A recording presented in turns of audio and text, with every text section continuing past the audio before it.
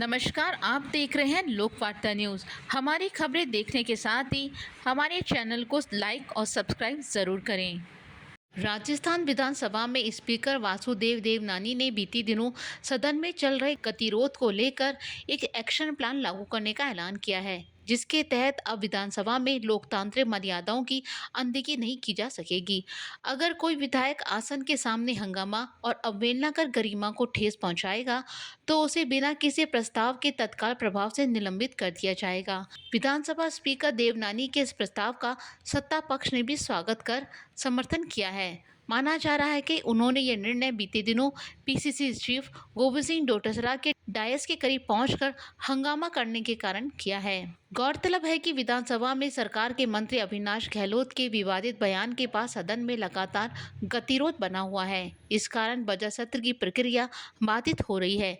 इसे ध्यान में रखते हुए स्पीकर देवनानी ने ये नई व्यवस्था लागू की है। इसके तहत अब सदन में अनुशासनहीनता बर्दाश्त नहीं की जाएगी। देवनानी ने बताया कि कोई भी विधायक आसन के सामने जाकर हंगामा करेगा, सदन की अवहेलना करेगा या फिर अनुशासनहीनता करेगा, तो उसे बिना किसी वार्निंग के तत्काल निलंबित कर दिया जाएगा। इसके लिए किसी प्रस्ताव को लाने की आवश्यकता नहीं होगी। ये स्वतः निलंबन की प्रक्रिया लागू हो जाएगी, जो लोकसभा के तर्ज पर होगी। स्वतः निलंबन व्यवस्था का विपक्ष ने विरोध किया है।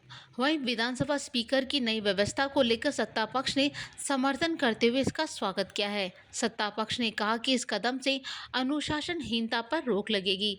वहीं नई व्यवस्था को लेकर विपक्ष ने इस पर आपत्ति जताई है। उन्होंने इसे तानाशाही व्यवस्था बताया है। विपक्ष का आरोप है, इस नई व्यवस्था के माध्यम से सरकार बहस से बचना चाहती है। सरकार लोकतांत्रिक संवाद को खत्म कर अपनी मर्जी से फैसला लेना चाहती है। इस व्यवस्था से सरकार विपक्ष की आवाज को दबाना चाहती है।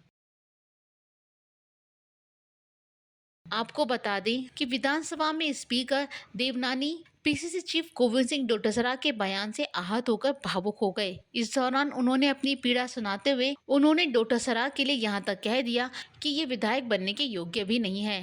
डोटासरा के व्यंग्य बाणों से व्यथित देवनानी की आंखों में 2 बार आंसू भी छलक गए। उन्होंने कहा कि मैं तो एक छोटा सा कार्यकर्ता था, मैं एक कॉलेज में पढ़ता था, मैंने कभी कल्पना नहीं की थी कि यहाँ पहुँचूंगा। आप लोग मुझे यहाँ तक लेकर आए हो, लेकिन ऐसे शब्दों को सुनने के लिए मैं यहाँ नहीं आया हूँ। अपमानजनक है। मेरा अपमान नहीं हुआ है, ये इस आसन का हुआ है। मैंने कोशिश की कि सबको संरक्षण विपक्ष को भी देते हुए अपने सदन की कार्रवाई चलाऊं। इसलिए मेरे पास कई बार सत्ता पक्ष की ओर से भी आरोप लगा कि आप विपक्ष को जो है पक्ष ले रहे हो, विपक्ष को लगा कि आप सत्ता पक्ष को बचा रहे हो। ये मेरे तो दोनों ओर से, लेकिन मैं आज अपने आत्मा के साथ कह सकता हूं